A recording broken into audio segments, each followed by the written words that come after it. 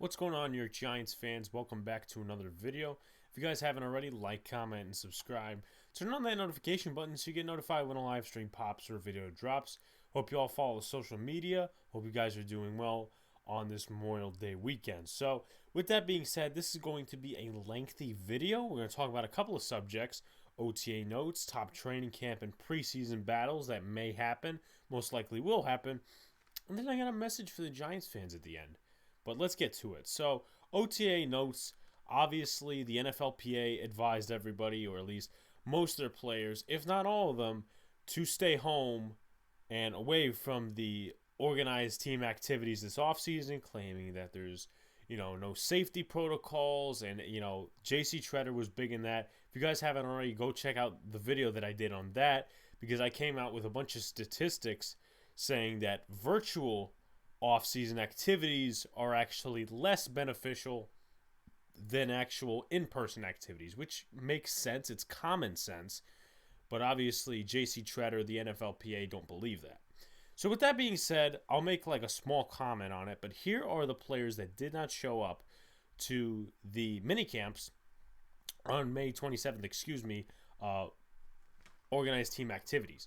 John Ross, Kenny Golladay, Kadarius Toney, Logan Ryan, Jabril Peppers, Dory Jackson, Xavier McKinney, Darnay Holmes, Leonard Williams, Dexter Lawrence, Sam Beal, Cam Brown, Reggie Ragland, Aaron Robinson, James Bradbury, BJ Hill, Ryan Anderson, Julian Love, and Graham Gano. So what I will say about that is, am I a little, not heartbroken, but a little disappointed that more of them didn't show up?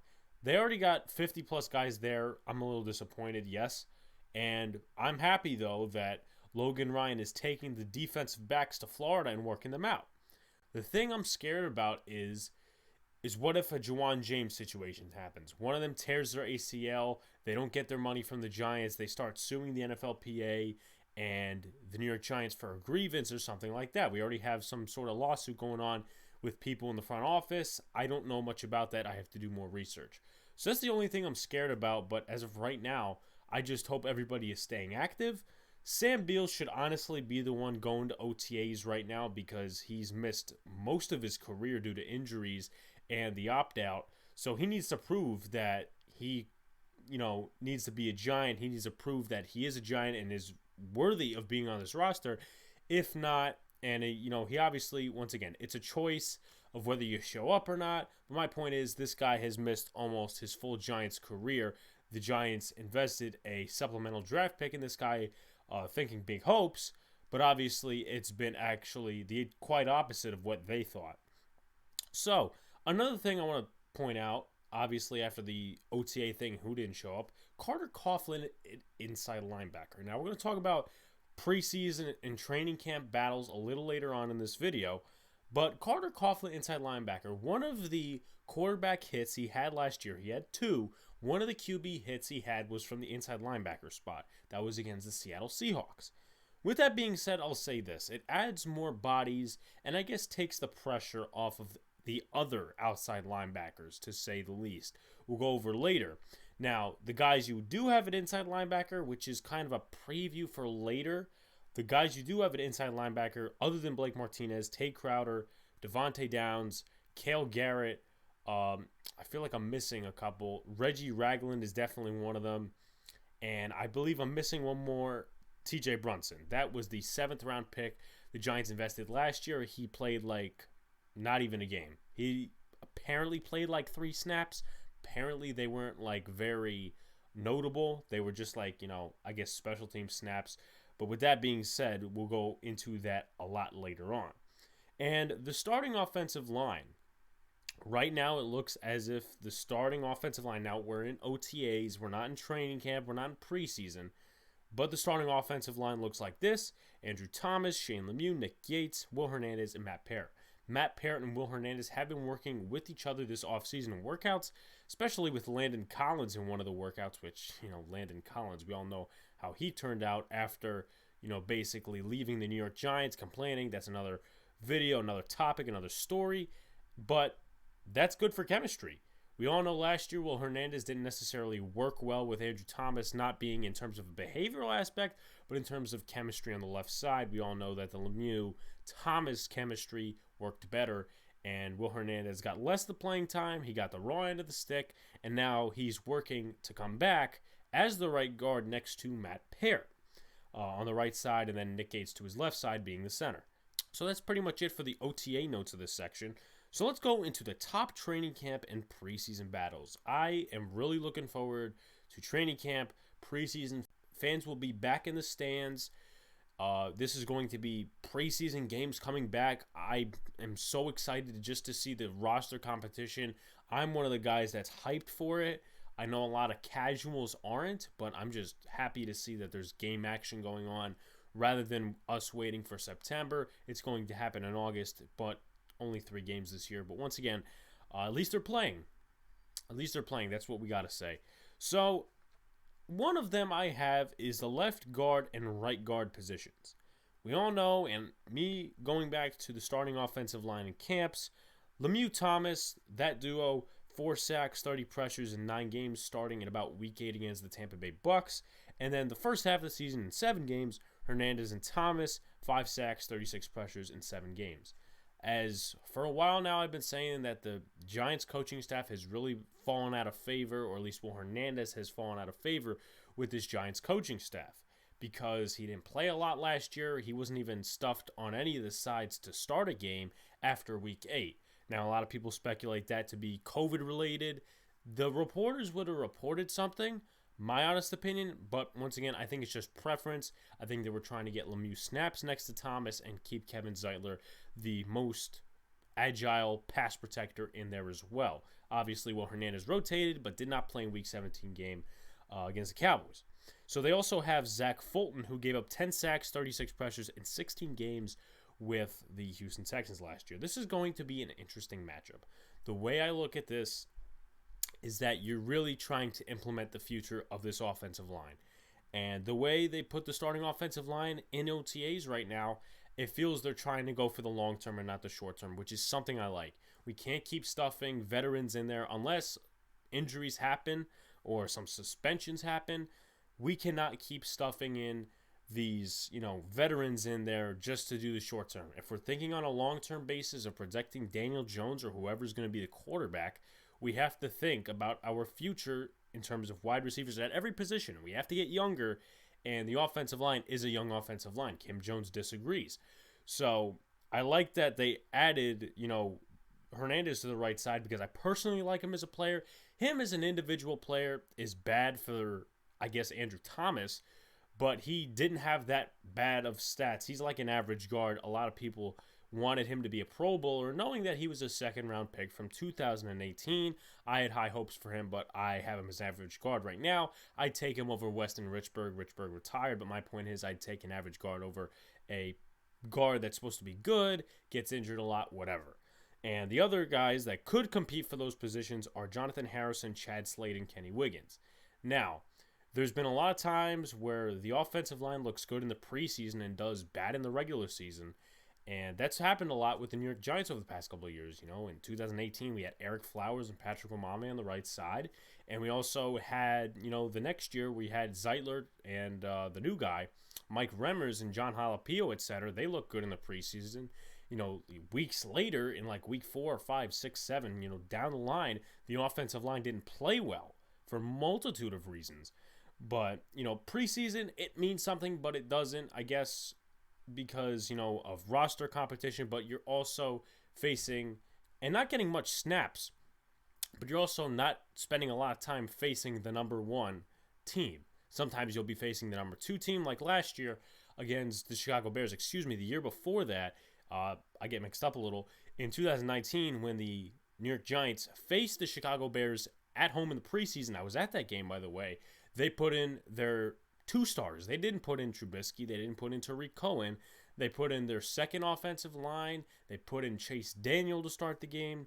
So some teams will do that. And we face, I believe, the Packers, the Patriots, and one more team, that's the New York Jets in week 1. So the offensive line is going to see a mixture of players, but in those reps, those are meaningful. And then you got to go into the regular season in week 1 against Denver and perform.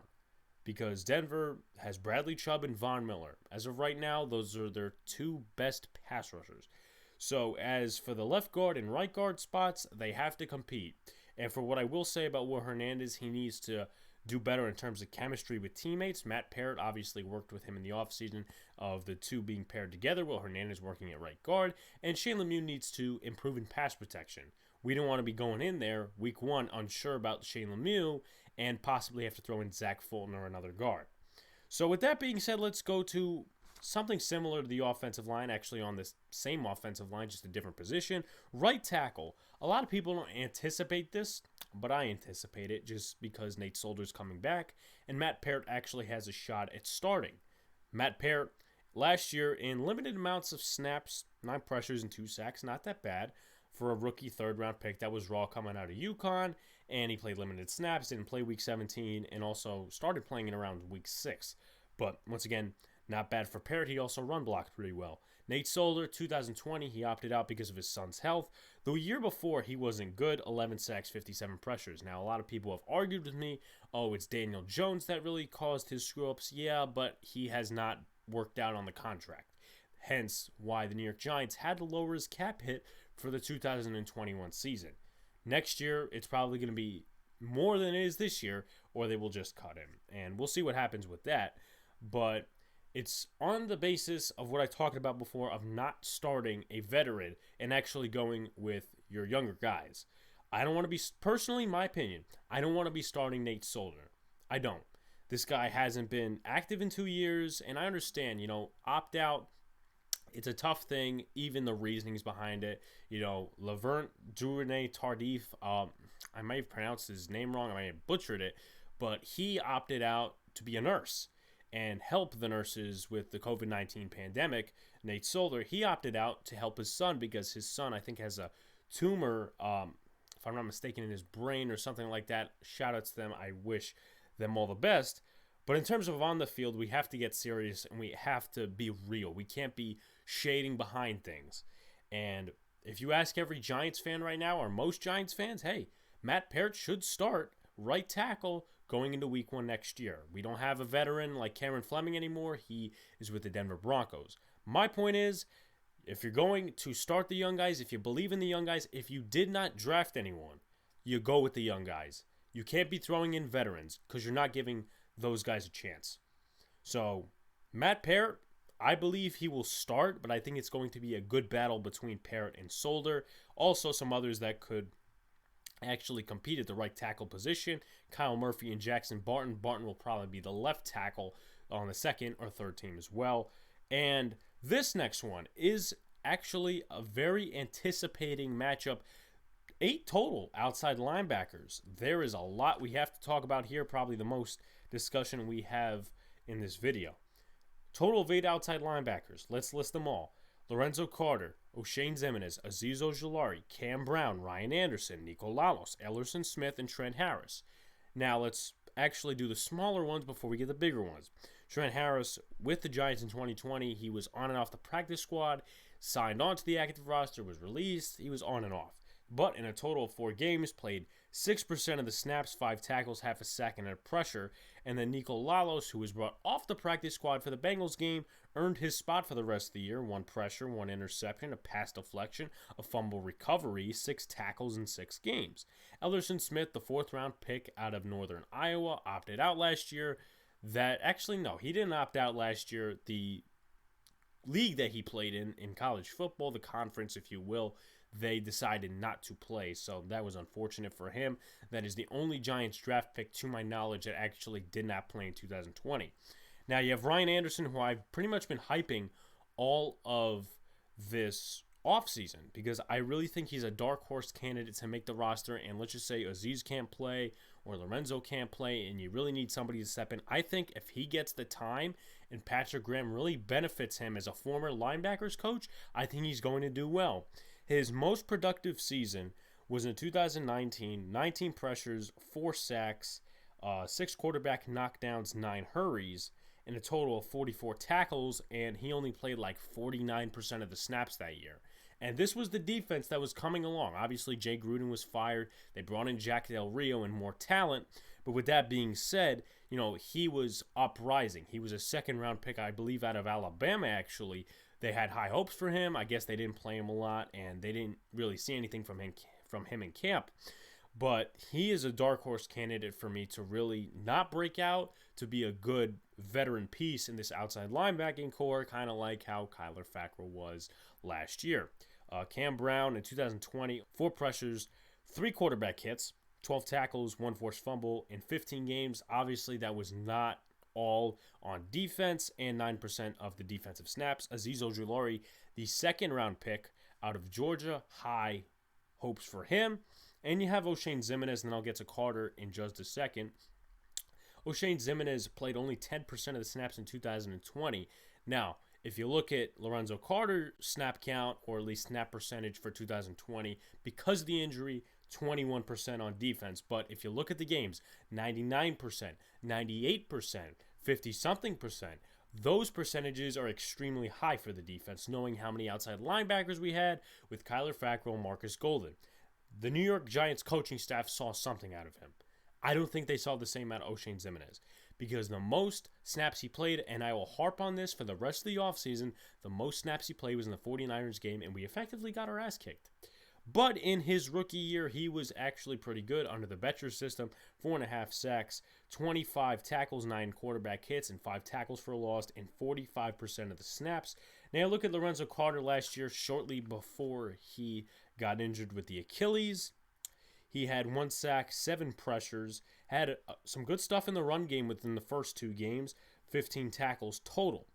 And with that being said, this is going to be a fun outside linebacking core to talk about, to look at, keep an eye on in terms of like the beat reporters saying stuff like that.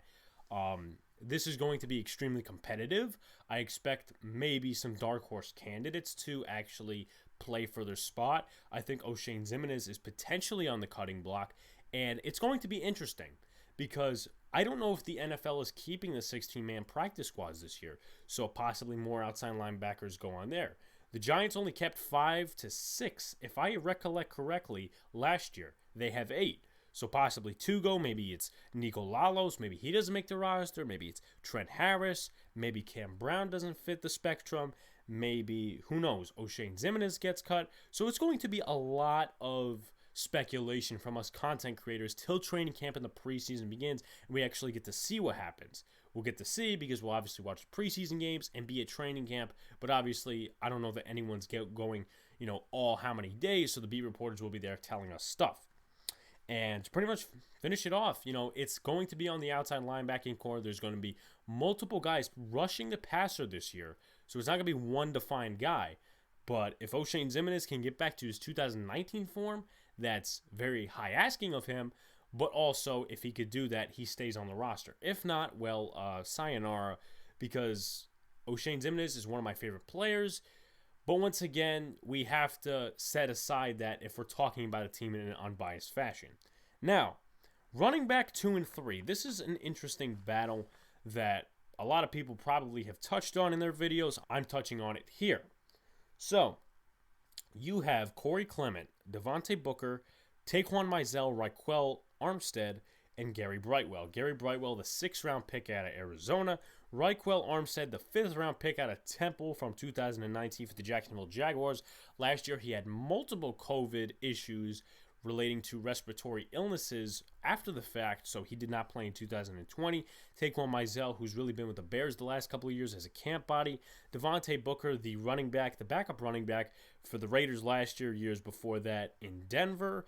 And then you have Corey Clement, one of the backup running backs in Philly for the past 4 years as an undrafted free agent. He's done well as a receiving back, and I think it's going to come down to maybe 3 things if the running backs want to make the roster.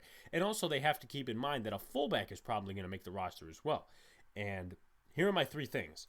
You have to pass protect well, or at least that's one of the things you have to do. You have to be good out of the backfield in terms of receiving and a running back overall. We know that Raquel Armstead, or at least I know because I've been watching a little of his highlights from Temple and Jacksonville, that he's a good receiving back.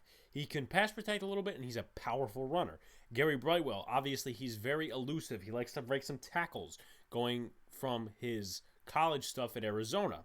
Now, Devontae Booker, he can pass protect. I've heard from all types of Raiders fans and Broncos fans, he's a good backup running back. Corey Clement, good out of the backfield, won a Super Bowl with Philly in his first season in 2017. Whether there was a fluke or not, he has a ring on his finger. So it's going to come down to those three things of whether you can pass protect, be a good running back out of the backfield, a decent running back, and also to note a good receiving back, because Saquon Barkley cannot do it all within the first couple of weeks. And there's some reports going out there. NFL Rumors covers it. I honestly don't believe them a whole lot. But they said that he's not going to be fully ready for the season, that training camp is a question. I've heard pretty much the opposite.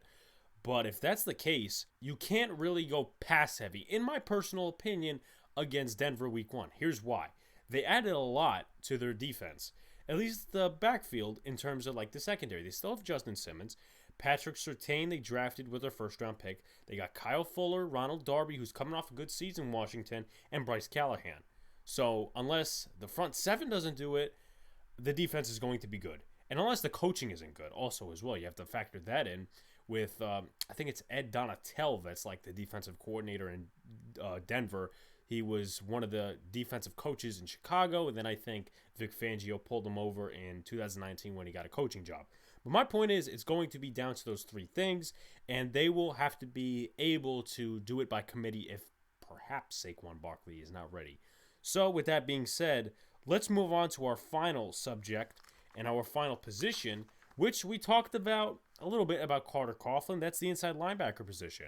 I personally don't believe that there is going to be a solid number 2 linebacker. Now, on the depth chart, there may be, linebacker 2, Tay Crowder, Cale Garrett, whoever the hell it is, who knows. But I don't think there's going to be a solid linebacker 2. I think it's going to depend on situation and, I don't know, maybe packages and stuff like that, because Blake Martinez obviously is the number 1 linebacker. Who qualifies for the linebacker 2, you ask? Carter Coughlin, Reggie Ragland, Devontae Downs, Cale Garrett, Tay Crowder, T.J. Brunson. T.J. Brunson did not play a snap last year, and if he did, he played like 3. So that's meaningless. I think he gets cut. Cale Garrett, I don't know a lot about. You'll probably have to ask Bobby Skinner. He's a big fan of his coming out of Missouri. He has, him as a dark horse candidate to make the roster. Devontae Downs didn't play well last year in 21% of the defensive snaps. They played him a little bit. They were kind of inconsistent with benching him and doing with that stuff. I really didn't like him. I think he's my least favorite player on this roster in an unbiased fashion, or if you want to call it biased or whatever. He just did not play well. Reggie Ragland, he had a good year, or at least a decent season in Detroit, knowing that Detroit had one of the worst defenses in the NFL. He's not that great in the run game, but in the pass game as a blitzer and sort of a coverage linebacker in man and zone defenses. He had a okay season in Detroit and could factor in as that linebacker, rotationally. I am not going to really say linebacker 2, linebacker 3, because I think it's going to depend on rotation. Tay Crowder obviously had his ups and downs, but played very well for a 7th-round pick out of Georgia who's converting from running back.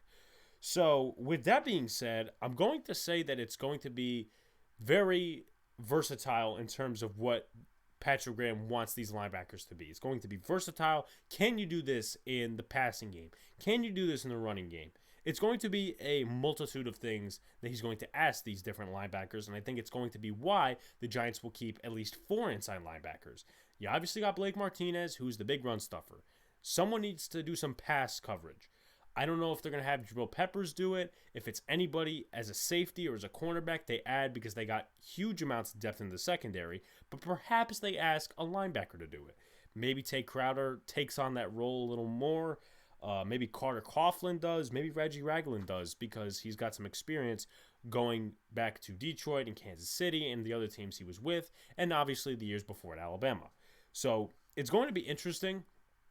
This linebacker room, obviously it's not as full as the outside linebacker room, but knowing that Carter Coughlin shifts to the inside, I think that shows his versatility, and I think he actually makes the roster. I think Reggie Ragland makes the roster, and I think, as a third thought, Tay Crowder makes the roster. So that's possibly your 4 inside linebackers, but if they don't value Carter Coughlin as a direct inside linebacker right away and they try to work him to it, I think possibly it's going to come down to Devontae Downs and Cale Garrett. Cale Garrett, obviously, I don't know that much about. Once again, you have to reference Bobby Skinner and ask him about him because he thinks he's a dark horse candidate. And Devontae Downs, I think the Giants are sick of him. Hopefully they are. I don't root against the player on the field, but I'm not a fan of Devontae Downs. I don't think he's a good linebacker at all. And I honestly thought it was a surprise when they kept him over Connolly. But once again, I'm not a coach, and many people will still argue about that. So that is pretty much the roster competition part. And let me explain something to you Giants fans. And I don't do this a lot. I don't really go off script, and I don't have a script. But I don't go off script in terms of doing stuff irrationally and thinking stuff. The NFC East, and there's been some major talks around content creators and fans on Twitter and everywhere. The Cowboys, well, they think that they're going back to the Super Bowl for the 25th year in a row, and they're not going to make it this season. They don't have the defense, and we don't know what Dak's going to be. I think they're going to be a train wreck. Washington, they think they can do it. They're missing a quarterback right now. The Eagles, they're the most irrational fans in the world. They are the most delusional fans in the world. And with that being said, they think they're going 11-5. Well, 12-5. Turn that around. They're going 5-12 or less because their team sucks. Their head coach doesn't have a good resume. The first press conference, your first impression is like how your tenure goes, kind of like Ben McAdoo, Pat Shurmur, etc. And, they only have one target.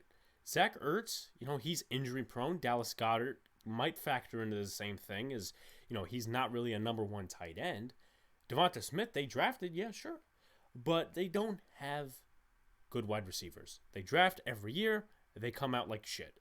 They're relying on a punt returner who had 2 good games last year to be the number 2 receiver. They're relying on Jalen Reagor, who they picked over Justin Jefferson, to be a actual target. What is my point to you, Giants fans? We are, if not the second best team, we are the best team in this division.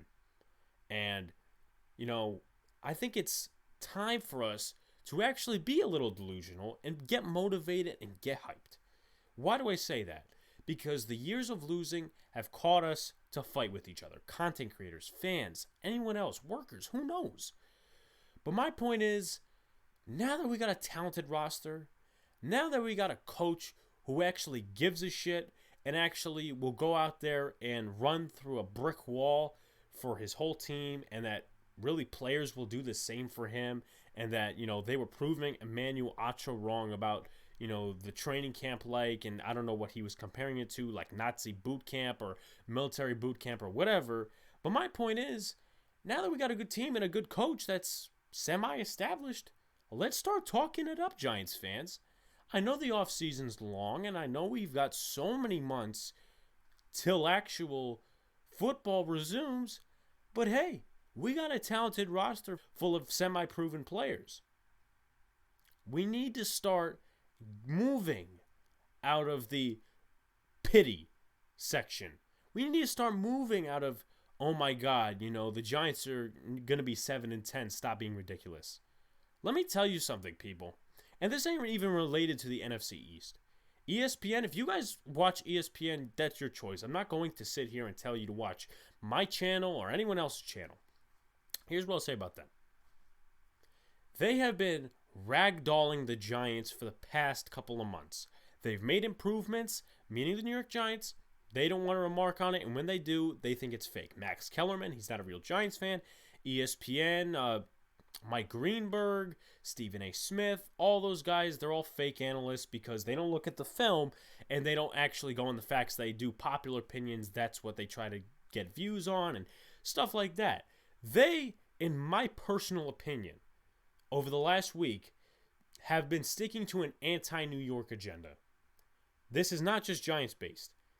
On the Michael Kay show a couple of days ago, they were talking about how the Knicks fan base, was not good because of one person who spit on Trae Young. One person. And then they were talking about, the F Trae Young chants. That's not very nice.